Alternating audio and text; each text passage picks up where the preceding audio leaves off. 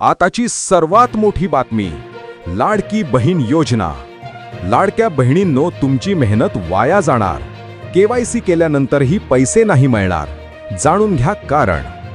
नमस्कार मित्रांनो, आताची सर्वात मोठी बातमी, महाराष्ट्रातील महायुती सरकारने सुरू केलेली मुख्यमंत्री माझी लाडकी बहीण योजना खूपच लोकप्रिय ठरली। या योजनेच्या अंतर्गत पात्र महिलांना दरमहा 1550 रुपयांचा लाभ दिला जातो। या योजनेचा लाभ घेणाऱ्या सर्व महिलांना सरकारने केवायसी करणे अनिवार्य केले आहे। लाडकी बहीण योजना ई-केवायसी अँड इन्स्टॉलमेंट। मुख्यमंत्री माझी लाडकी बहीण योजनेचा लाभ घेणाऱ्या सर्व लाडक्या बहिणींना केवायसी करणे अनिवार्य आहे।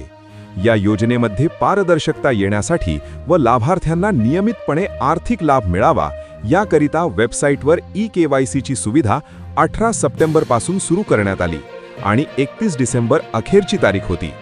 योजनेची तुम्ही ई-केवायसी केली आहे का? तुम्ही ई-केवायसी केली नसेल किंवा केली असेल तरी ही बातमी तुमच्यासाठी अत्यंत महत्त्वाची आहे।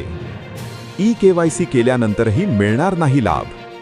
मुख्यमंत्री माझी लाडकी बहीण योजनेच्या निकषात न बसणाऱ्या महिला सुद्धा योजनेचा लाभ घेत होत्या। इतकेच नाही तर काही पुरुषांनी सुद्धा या योजनेचा लाभ घेतल्याचं समोर आलं। यानंतर सरकारने योजनेचा लाभ घेणाऱ्या सर्व बहिणींना ई-केवायसी करणे अनिवार्य केले। त्यामुळे सर्व बहिणींनी केवायसी करण्यासाठी धावपळ सुरू केली। केवायसी करताना कधी OTP येण्यात अडचण तर कधी इतर तांत्रिक अडचणींचा सामना लाडक्या बहिणींना करावा लागत होता। काही महिला तर OTP मिळवण्यासाठी थेट डोंगरावर सुद्धा पोहोचल्याचं वृत्त आलं होतं। लाडक्या बहिणींनी कशीबशी आपली केवायसी प्रक्रिया पूर्ण केली, पण आता एक मोठी बातमी समोर आली आहे। केवायसी केली तरी लाभ मिळणार नाही। काय आहे कारण?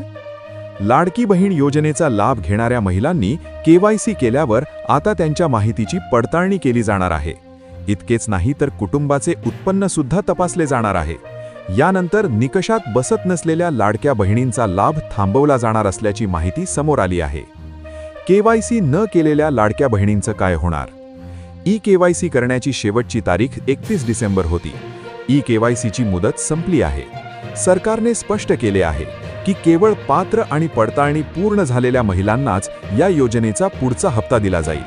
त्यामुळे ज्या महिलांनी ई-केवायसी केली आहे आणि त्या नियमात निकषात बसत असतील अशा सर्व महिलांना यापुढे योजनेचा लाभ मिळणार आहे। मात्र ज्या महिलांनी ई-केवायसी केली नाही त्यांना आता लाभ मिळणार नाहीये, अशी माहिती आहे। अशाच आणखी महत्त्वपूर्ण व्हिडिओ पाहण्यासाठी आमच्या ताज्या टाइम न्यूजच्या फेसबुक पेजला फॉलो व YouTube चॅनलला सबस्क्राईब नक्की करा। धन्यवाद।